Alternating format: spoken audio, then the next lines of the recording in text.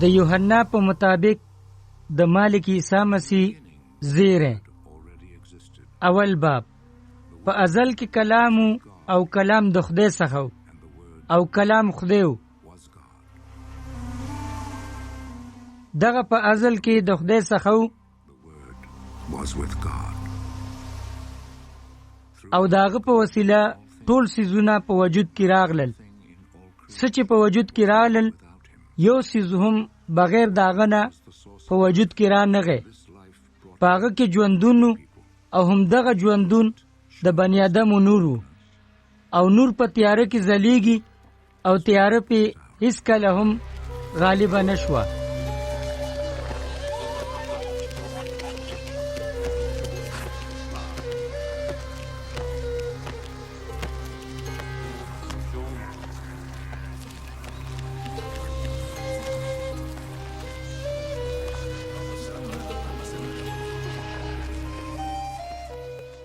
یحیی نومې یو سړی د خدای له طرفه راغی.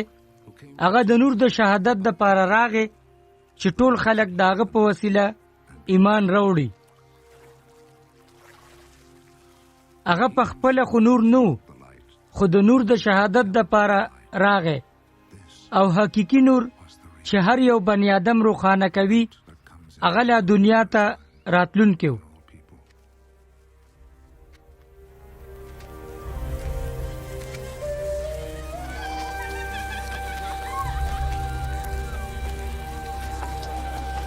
هغه په دنیا کې او دنیا داغه په وسیله په وجود کې راغله خو دنیا هغه ونه پیژندلو.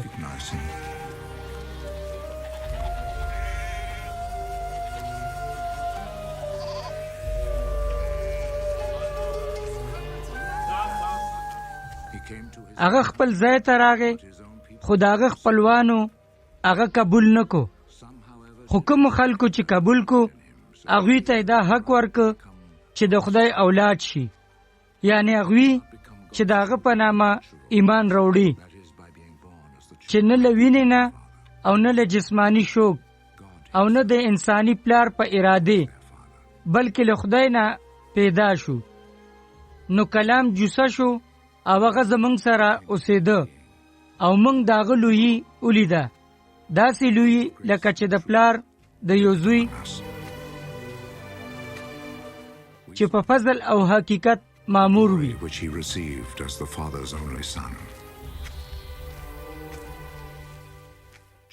یحیی داغه په حق کې شاهدی وکړه.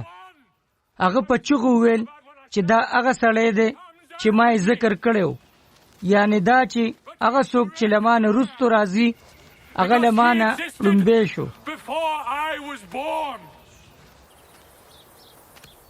زه چې پیدا کېدم نو هغه وو، ځکه چې مونږ ټولو داغه د کلهم ممرتیا نه په فضل باندې فضل ومنتلو، ځکه چې شریعت د موسی په وسیله ورکړی شو خو فضل او حقیقت د عیسی مسیح په وسیله راغلل. خدای چره هیڅ نه دی لیدلې به له خدای د یو زوی نه، هغه څوک چې د پلار په غیږ کې دی او هم پلار هغه ښکارا کړی دی. د یحیی گواهی داوا کله چې يهوديانو له بیت المقدس نه کاهنان او لویان د دې تپوس د پاره ورولېګل چې دا معلومه کی چې تاسو کې هغه اقرار وکړو او انکار یې ونکړو، خو اقرار یې وکړو چې زه مسیح نه یم. هغه ته تپوس وکړو چې بیا نو تاسو ته الیاس یې څه؟ هغه جواب ورکړ چې نه، زه هغه هم نه یم. ته هغه نبی نه یې سچ مونږ یې په انتظار کیو؟ هغه جواب ورکړ چې نه. هغه بیا تپوس وکړو چې بیا نو ته یې څوک؟ ځکه چې مونږ چا راستولیو. هغه له جواب ورکو ته د خپل ځان په حق لا سوای.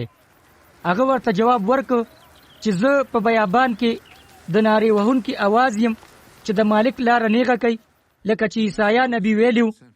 ځینې فریسیان چې په جرګه کې راغلیو داغه نه تپوس وکړو کچاري نه ته مسیح نه ته الیاس نه هغه نبی نه ته بیا ولی بپتسمه ورکوي. یحیی جواب ورکړ زه په بو بپتسمه ورکوم، خو تاسو په مینس کې یو کس ولال دی چې تاسو هغه نه پیژنئ چې زمانه رستو برازي، او زه د دې لایق هم نه یم چې د هغه پیزار قدرې پرانیزم.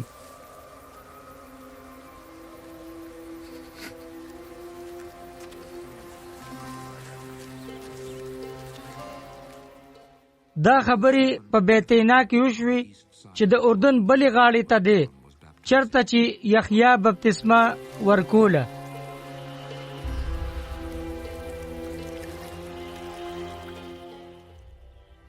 بل ورځ یحیی ولیدل چې عیسی هغه طرف ته راځي. هغه وویل چې وګورئ د خدای ګډوره چې د دنیا ګناه په ځان وړي.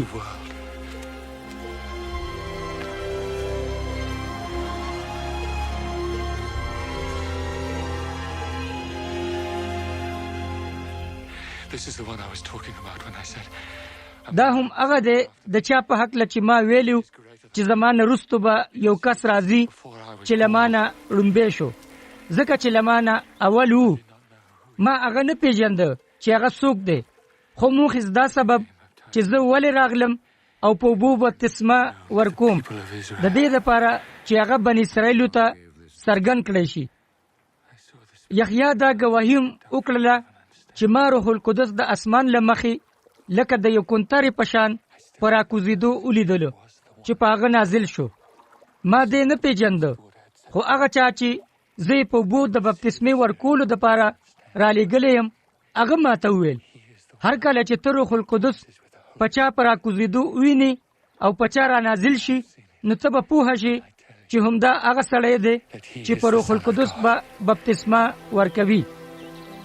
ما دا په خپله ولیدل او زه په دې ګواهي کوم چې دا د خدای زوی دی. په بله ورځ یحیی د خپلو موریدانو سره ولاړو چې عیسی په خوا تیر شو. یحیی هغه پله وکتل او ویل چې دا د خدای ګډوره دی. دوو موریدانو داغه دا خبره واورېده او په عیسی پسې روان شول.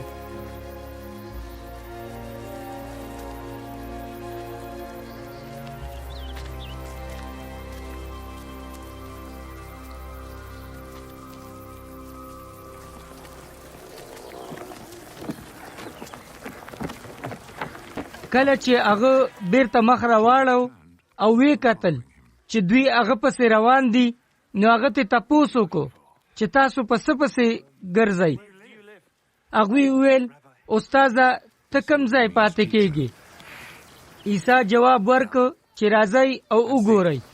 او هغوی د هغه سره لاړل او هغه ځای ولیده چېرته چې هغه پاتې کېده او هغه ورځ یې د هغه سره تېره کړله او د 4 بجو د مازدیګر وخت و. د یحیی د وینا نه پس چې په عیسی پسې تلي وو په دغه دوو کې یو اندریاس د شمعون ورور و. لومبی کار چې هغه وکړو هغه دا و چې خپل ورور شمعون یې وموندلو او هغه ته یې وویل چې موږ مسیح موندلی دی.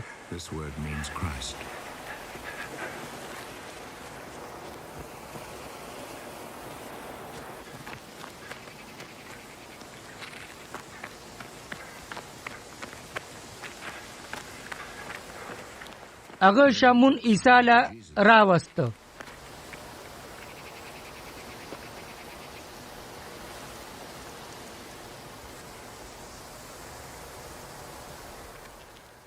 هغه ورته وکتل او ویل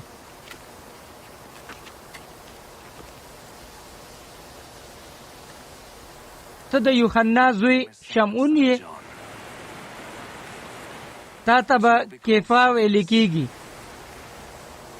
یعنی پترس چې معنا یې ګډ ده.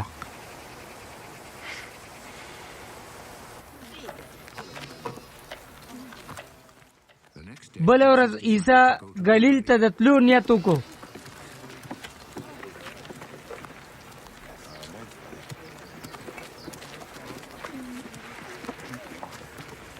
په لارې ورته فلیپوس مخې ورغی. عیسی هغه ته وویل چې ما پسې راځه. فلیپوس د اندریاس او پترس په شان د بیت صدا اوسیدونکی و.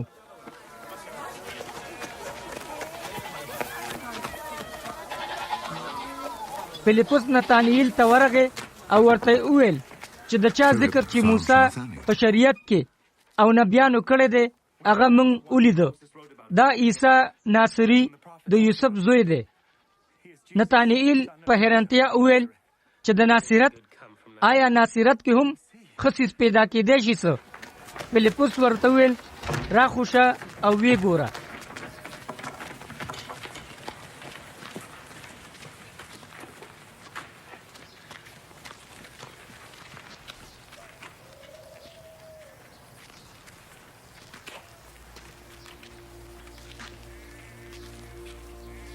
کله چې عیسی نتانیل پر راتلو ولیدلو نو وی ویل دا یو رښتینی اسرائیلی دی، په ده کې هیڅ ټګي نشته. نتانیل ته تپوس وکړو دا زه دې څنګه وپېژندلم؟ عیسی ورته جواب ورکړ ما ته د انځر د ونې لاندې هغه وخت لیدلی وې چې لا فلیپوس ته نه وې رابللی.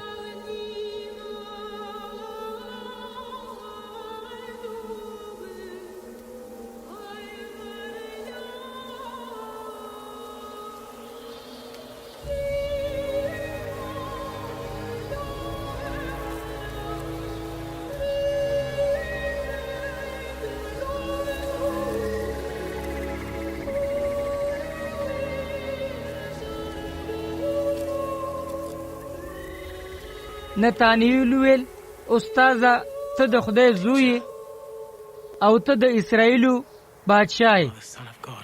عیسی جواب ورکړ آیا ستا د ایمان دروړلو دغه وجه ده چې ما د انځر د ونې لاندې ولیدې؟ ته به د دې نه هم لوی لوی څیزونه ووینې. بیا هغه وویل زه تاسو ټولو ته رښتیا وایم چې تاسو به اسمان پرانیستی ووینئ او د خدای د فرښتو به په ابن آدم ختل او بیا را کوزیدل ووینئ. په فریسیانو کې نیکودیموس نومې یو سړی و چې د یهودیانو د جرګې غړی و. هغه عیسی له د شپې راغی او ورته وویل چې استاذه موږ ته معلومه ده چې ته د خدای را لېږلی استاذ یې. هیڅوک هم دا نښې چې ته ښکاره کوي نشي ښودلی او که خدای ورسره نه وي. عیسی جواب ورکړ رښتیا درته وایم تر څو چې سړی بیا پیدا نشي هغه د خدای بادشاهي لیدلی نشي. نیکودیموس وویل نو بیا دا څنګه ممکنه ده چې یو سړی چې بوډا وي نو هغه به بیا څنګه پیدا شي؟ آیا هغه په دویم ځل د مور ګېډې ته ورننوتی شي څه چې بیا پیدا شي؟ عیسی جواب ورکړ زه درته رښتیا وایم چې یو سړی به هم د خدای په بادشاهۍ کې تر هغې داخل نشي تر څو چې هغه د اوبو او روح القدس نه پیدا نشي. چې د انسان نه پیدا کیږي هغه جسم دی، خو چې د روح القدس نه پیدا کیږي هغه روح دی. نو چې زه تاسو ته دا وایم چې تاسو له بیا پیدا کېدل پکار دي نو په دې حیرانېږئ مه. هوا دې خوا اخوا الوزي، ته د دې اواز خو اورې خو دا درته نه معلومیږي چې دا د کومې راځي او چرته ځي. دغه حال د هر هغه چا دی څوک چې د روح القدس نه پیدا شوي دي. نیکودیموس بیا تپوس وکړو دا څنګه ممکنه ده؟ عیسی وویل ته د یهودیانو استاذ یې او د دې نه ناخبر یې. زه درته رښتیا وایم چې موږ هغه څه وایو چې څه راته معلوم دي او د هغه شهادت کوو چې څه مو لیدلی دي، خو بیا هم تاسو زموږ شهادت نه منئ. که چېرې تاسو زما د ځمکې په هکله خبرې نه منئ نو که زه درته د اسمان خبرې ووایم نو تاسو به یې څنګه ومنئ؟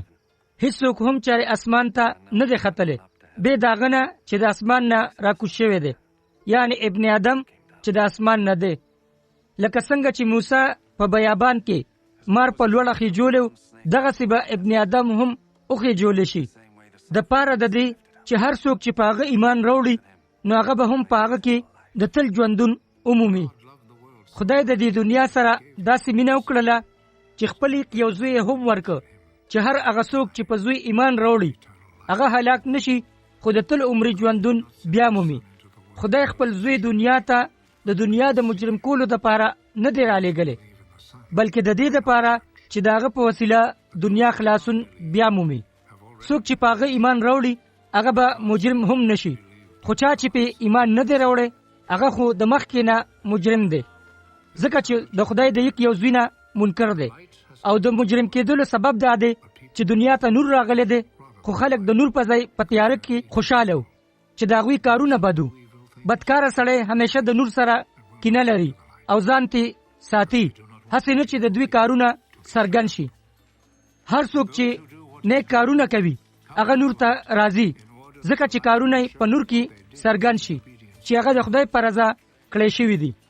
پس د دې نه عیسی سره د مریدانو یهودیت ته راغی او د هغوی سره هلته ایثار شو او بپتسمه یې ورکړه. یحیی هم په اینون کې بپتسمه ورکوله، کوم چې شالیم ته نږدې دی، ځکه چې په هغه ځای کې اوبه ډېرې وې او خلک په مخه بپتسمې ته راتلل. دا د یحیی د قیدېدو نه وړاندې و. د یحیی د ځینې مریدانو د یهودیانو سره د پاکېدو په هکله جګړه اوچته شوه. نو هغوی یحیی ته راغلل او ورته وویل، استاده، ستا سره د اردن په پورې غاړه یو سړی و، د چا په هکله چې تا ګواهي کړې وه، هغه هم بپتسمه ورکوي او خلک ورته راټولیږي. یحیی جواب ورکړ چې سړی تش هغه څه اخیستی شي څه چې د اسمان نه ورکړی کېږي. تاسو په خپله په دې ګواهي ورکولی شئ چې ما ویلي چې مسیح نه یم، زه خو د هغه د وړاندې راستولی شوی یم. ناوې د واده د زلمي وي او د واده د زلمي دوست څوک چې ولاړ وي او د هغه خبرې اوري، هغه د واده د زلمي په आवाज اورېدو د خوشحالۍ نه په جامو کې نه ځایږي. دا خوشحالي اوس زما پوره شوه، پکار دی چې هغه لوی شي او زه ورکوټی. څوک چې له پاس نه راځي هغه د هر چا نه پاس وي، او څوک چې د ځمکې پیدا دی هغه د ځمکې دی او خبرې هم د ځمکې کوي. څوک چې د اسمان نه راځي هغه په ټولو پاس دی، هغه چې څه لیدلي او اورېدلي وي د هغې ګواهي کوي، خو هېڅوک هم د هغه ګواهي نه قبلوي. چا چې د هغه ګواهي قبوله کړه نو هغه د دې خبرې اقرار وکړو چې خدای رښتینی دی. ځکه چې څوک چې خدای راستولی وي هغه د خدای خبرې کوي، ولې چې هغه روح القدس بې اندازې ورکوي. پلار د زوی سره مینه کوي او هغه ته ټول اختیار ورکړی دی. څوک چې په زوی ایمان راوړي نو هغه د تل ژوندون لري، خو څوک چې د زوی نافرماني وکړي هغه به دا ژوندون ونه ویني، خو د خدای غضب به پاغه وي. څلورم باب. فریسیانو ته دا خبره معلومه شوه چې عیسی د یحیی نه زیات مریدان جوړوي او بپتسمه ورکوي. رښتیا خبره خدا ده چې عیسی په خپله نه بلکې مریدانو به بپتسمه ورکوله. کله چې عیسی د دې نه خبر شو نو یهودیه یې پرېښودله او یو ځل بیا ګلیل ته لاړو. هغه ته د سامریه نه تېرېدلو او هلته د سامریانو سوخار نومي ښار ته راغی. دا ځای هغه ځمکې ته نږدې و چې یعقوب خپل زوی یوسف ته ورکړی و، او هغه چینه چې د یعقوب کویه ورته وایي. دا د غرمې وخت و چې عیسی په سفر ستړی شوی و او هغه د کوهي سره کېناستو. په دې منځ کې یوه سامري ښځه اوبو وړو ته راله. عیسی هغې ته وویل چې ما له اوبه راکړه. مریدان یې د خوراک سامان اخیستو دپاره ښار ته تلي وو. سامري ښځې ورته وویل چې ته یهودي زما غوندې سامري ښځې نه اوبه څنګه غواړې؟ دا خبره یاد لرل پکار دي چې یهودیان سامریانو سره خپل لوښي نه شریکوي. عیسی هغې ته جواب ورکړ چې که ته په دې خبر وې چې د خدای بخښنه څه ده او تا نه چې څوک اوبه غواړي دا دې څوک، نو تا به د هغه نه خواست کړی او هغه به تا ته د ژوندون اوبه درکړې وې. هغه ښځې وویل چې مالکه، تا سره خو بوکه هم نشته او دا کویه جوړ دی، نو ته ما ته د ژوندون اوبه څنګه راکولی شي؟ ته زموږ د نیکه یعقوب نه لوی سړی یې څه، چا چې موږ له دا کویه راکړه او په خپله او د هغه زامنو او د هغه څاروو د دې نه اوبه وڅښلې. عیسی وویل هر هغه څوک چې دا اوبه وڅښي هغه به بیا هم تږی کېږي، خو کومې اوبه چې زه ورکوم د هغې د څښلو نه پس به څښونکی هېڅکله هم بیا نه تږی کېږي. زه چې کومې اوبه ورکوم هغه به په هغه کې دننه یوه چینه شي چې همیشه به بهیږي او د تل ژوندون به ورله ورکوي. ښځې وویل مالکه، هغه اوبه ماله راکه، نو زه به هم بیا نه تږی کېږم او په دې لاره به بیا اوبه وړو له نه راځم. عیسی جواب ورکړ کور ته لاړه شه، خاوند دې وبله او بیا راشه. هغې جواب ورکړ چې زما خاوند نشته. عیسی وویل ته دا صحیح وایې چې ستا خاوند نشته، سره د دې چې تا 5 مړونه کړي وو، او اوس چې د کم سړي سره اوسې هغه ستا خاوند نه دی. هغې جواب ورکړ مالکه ما ته داسې ښکاري چې ته نبي یې. زموږ نیکونو په دې غرب عبادت کولو، خو تاسو یهودیان وایي چې په کم ځای کې چې د خدای عبادت کول پکار دی هغه په بیت المقدس کې دی. عیسی وویل باور وکړه چې یو وخت داسې راتلونکی دی چې نه خو به تاسو د آسماني پلار عبادت په دې غر وکئ او نه په بیت المقدس کې. تاسو سامریان د هغه چا عبادت کوئ چې تاسو یې نه پیژنئ، خو موږ د هغه چا عبادت کوو چې موږ یې پیژنو، ځکه چې خلاصون له یهودیانو نه دی. خو وخت راتلونکی دی، بلکې اوس هم دی چې رښتینې سجده کوونکي به آسماني پلار ته په روح القدس او په رښتیا سجدې وکړي، او پلار هم دغه شان عبادت کوونکي غواړي. خدای روح دی او هر څوک چې د هغه عبادت کوي هغه د هم په روح او په رښتیا سره د هغه عبادت وکړي. ښځه جواب ورکړ زه پوهېږم چې مسح کړی شوی یعنې مسیح راتلونکی دی. هر کله چې هغه راشي نو هغه به موږ ته هر څه وښایي. عیسی ورته وویل هغه زه یم، زه چې تا سره خبرې کوم. په دغه وخت د هغه مریدان بیرته رالل او په دې خبره حیران شول چې هغه یوې ښځې سره خبرې کوي. خو په هغو کې یو کس هم ونه ویل چې ته څه غواړې یا ته د دې سره خبرې ولې کوي. ښځې خپل منګی کېښودو او ښار ته لاړه. اولته یې خلکو ته ووی چې راشئ یو سړی ووینئ چې ما ته یې هر څه چې مې کړي دي ټول یې وویل، کېدای شي چې دا مسیح وي. هغوی د ښار نه ووتل او د هغه طرف ته روان شول. په دې دوران کې مریدانو په هغه زور لګولی چې استاده څه وخورئ، خو هغه وویل زما سره داسې خوراک دی چې تاسو ته هیڅ پته نشته. په دې مریدانو یو تر بله وویل چې آیا چا هغه خوراک راوړی دی څه؟ خو عیسی وویل چې زما خوراک څښاک هغه دی چې زه د هغه رضا وکم او هغه کار پوره کم کم له چې راستولی شوی یم. آیا تاسو دا نه وایئ چې 4 میاشتې نورې دي او بیا به لو ګډ شي؟ خو زه تاسو ته دا وایم چې وګورئ ګیر چاپیره پټو ته وګورئ چې هغه بیا د لو دپاره تیار شوي دي. لوګری خپله مزدوري اخلي او د تل ژوندون دپاره فصل راټولوي، د دې دپاره چې کرونکي او لوګری دواړه په شریکه خوشحالي وکړي. همدغه وجه ده چې دا ویل شوي دي چې یو یې کري او بل یې ریبي.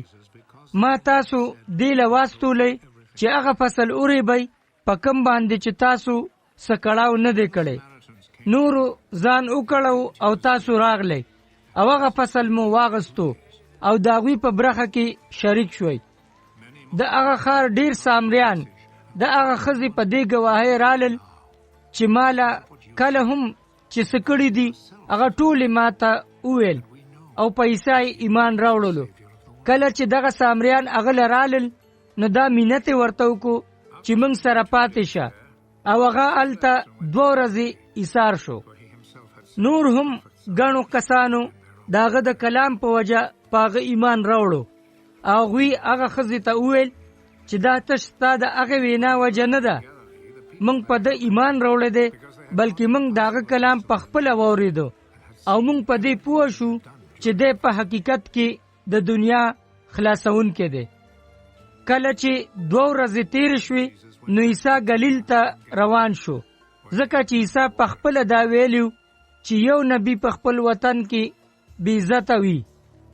نو ګلیل ته په رسېدو ګلیلیانو د هغه هرکلی وکړو، ځکه چې د بیت المقدس په اختر کې چې هغه څه کړي وو هغه ټول هغوی لیدلي وو او هغوی په خپله په دغه اختر کې شامل وو.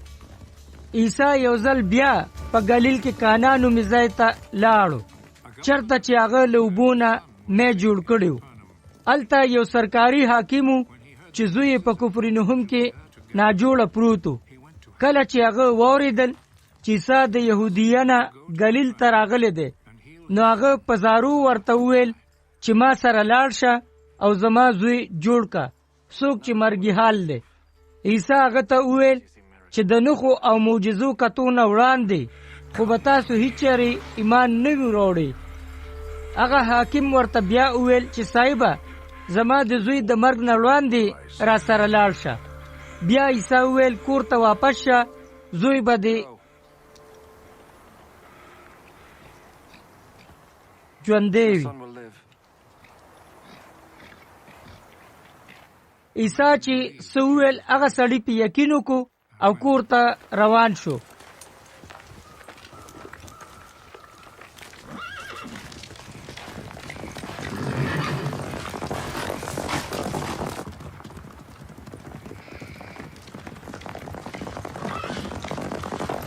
هغه لا په لارو چې غلامانو یې ورته خبر راوړو چې زوی خو دې جوړ شو.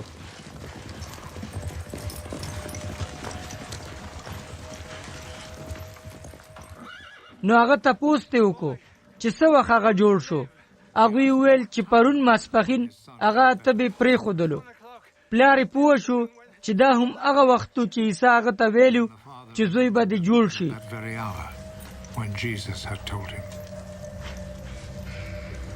Your son will live.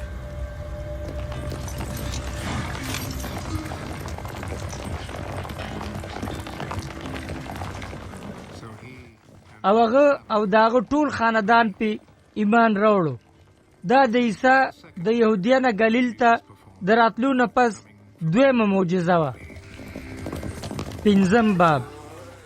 پس له هغې عیسی بیت المقدس ته د یهودیانو په یو اختر کې د شاملېدو دپاره لاړو.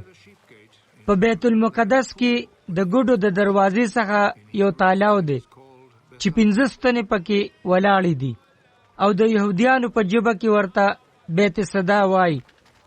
په دې ستنو کې ګڼ ناروغه ګوټ شل او ړانده پراته وو، ځکه چې وخت په وخت به یو فرښته دې تالاو ته راکوزېده او دا اوبه به یې خوځولې. او هغه څوک چې به د ټولو نه لومبې دې اوبو ته ورکوز شو، نو هر څه بیماري چې به یې وه د هغې نه به روغ شو. په دغه خلکو کې یو سړی و چې 240 کالو راسې شلو. کله چې عیسی هغه هلته پروت ولیده او د دې نه خبر شو چې دی د دومره مودې راسې بیمار دی، نو هغه ورته وویل آیا ته د روغېدل غواړې څه؟ هغه جواب ورکړ چې صاحبه زما هیڅوک نشته چې هر کله چې اوبه وخوځولی شي چې ما دې تالاو ته ورکوز کی، او کله چې زه وروخوځم نو بل زمانه مخکې وردانګلی وي. عیسی جواب ورکړ په خپلو خپو ودرېږه، خپله بستره واخله او ځه.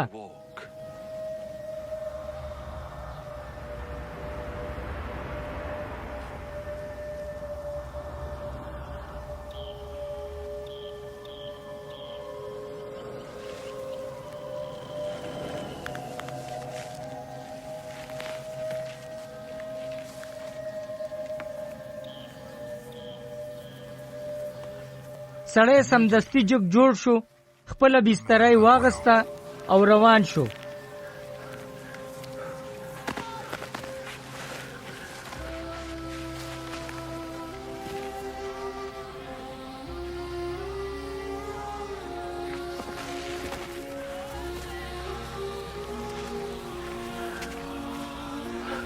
He picked up his mat and started walking.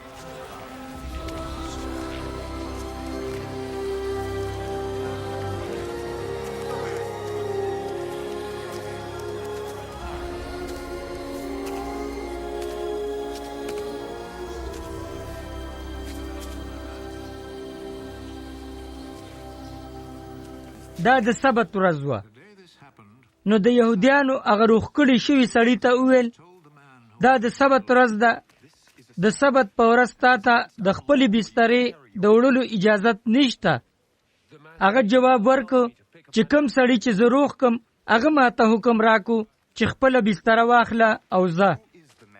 هغوی د هغه نه تپوس وکړو چې هغه سړی څوک دی چې تا ته یې وویل چې خپله بستره واخله او ځه.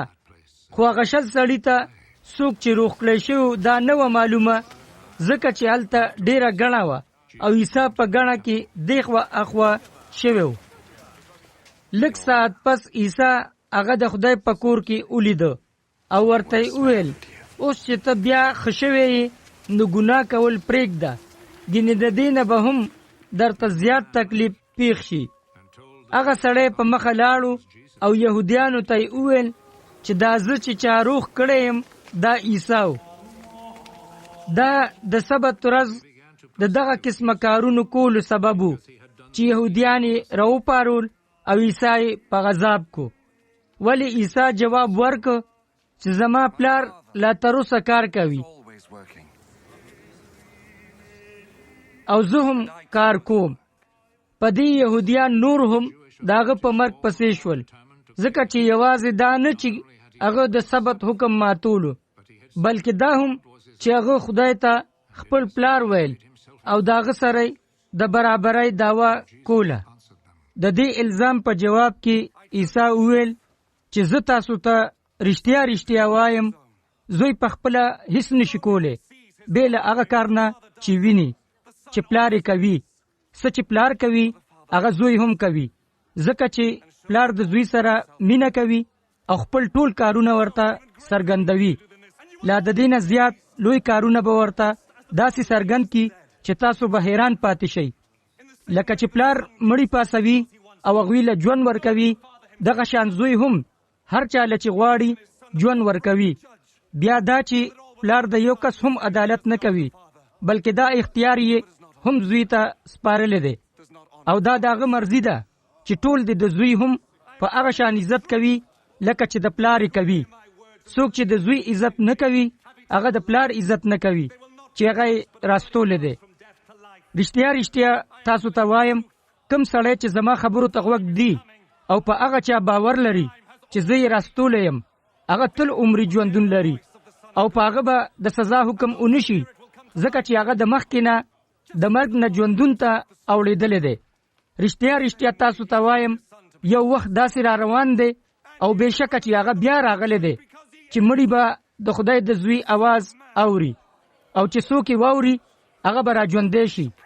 ځکه چې څرنګه چې پلار د تل ژوندون لري، دغه شانې زوی له هم د تل ژوندون اختیار ورکړی دی چې د تل ژوندون ولري. د ابن آدم په حیث هغه ته دا اختیار هم ورکړی شوی دی چې هغه عدالت وکړي. په دې حیرانېږئ مه، ځکه چې یو داسې وخت راتلونکی دی چې هغه ټول څوک چې په قبرونو کې دي به د ده आवाज اوري، او چا چې نیکي کړې وي هغوی به د تل ژوندون دپاره، او چا چې بد کړي وي هغوی به د سزا دپاره راپورته کړی شي. زه په خپله هیڅ نشم کولی، زه فیصله کوم څنګه چې ما ته ویلي شوي دي، او زما فیصله هم د انصاف ته، ځکه چې زما مقصد زما د مرضی نه دی بلکې د هغه د مرضی دی چا چې زه را لېږلی یم. که چېرې زه د خپل ځان ګواهي کوم نو دغه ګواهي رښتونې نه ده، بلکې یو بل هم شته چې هغه زما دپاره ګواهي ورکوي، او زما دا یقین دی چې د هغه ګواهي رښتینې ده. تاسو یحیی ته هم خپل استازي ورستولیو او د دې حقیقت ګواهي مو ته حاصله که، په دې نه چې ګینې زه د انسان ګواهی اجتمن یم، خو زه تاسو ته دا خبره در یادوم د دې دپاره چې تاسو خلاصون ومومئ. یحیی په مثال د یو ډیوي و چې تیزه رڼا وه، او د څه وخت دپاره تاسو دې ته هم تیار وئ چې د هغه په رڼا کې خوشحالي وکئ. خو زه د یحیی له ګواهۍ نه لویه ګواهي لرم، ځکه چې هغه کارونه چې زما پلار ما ته حواله کړي وو چې زه یې وکم او سر ته یې ورسوم، دا کارونه زما ګواهي ورکوي چې پلار زه راستولی یم. پلار چې زه یې راستولی یم زما ګواهي کړې ده چې هیڅ کله تاسو هم د هغه आवाज نه دی اورېدلی او نه مو هغه لیدلی دی، خو د هغه کلام په تاسو کې هیڅ ځای نه دی موندلی، ځکه چې په تاسو کې یو هم په هغه باور نه کوي څوک چې هغه راستولی دی. تاسو صحیفې لولئ او دا مو فرض کړي دي چې د دوی په ساتلو به تاسو د تل ژوندون عمومئ، خو هغوی هم زما په هکله ګواهي ورکوي. بیا هم تاسو زما طرف ته راتلل نه خوښوئ چې د تل ژوندون عمومئ. زه د چا نه د عزت تمدار نه یم، ځکه چې ما ته ښه معلومه ده چې ستاسو په زړونو کې د خدای مینه نشته. زه د خپل پلار په نامه راغلی یم او تاسو ما نه قبلوئ، خو که بل څوک په خپله نامه راشي نو تاسو به قبول کئ.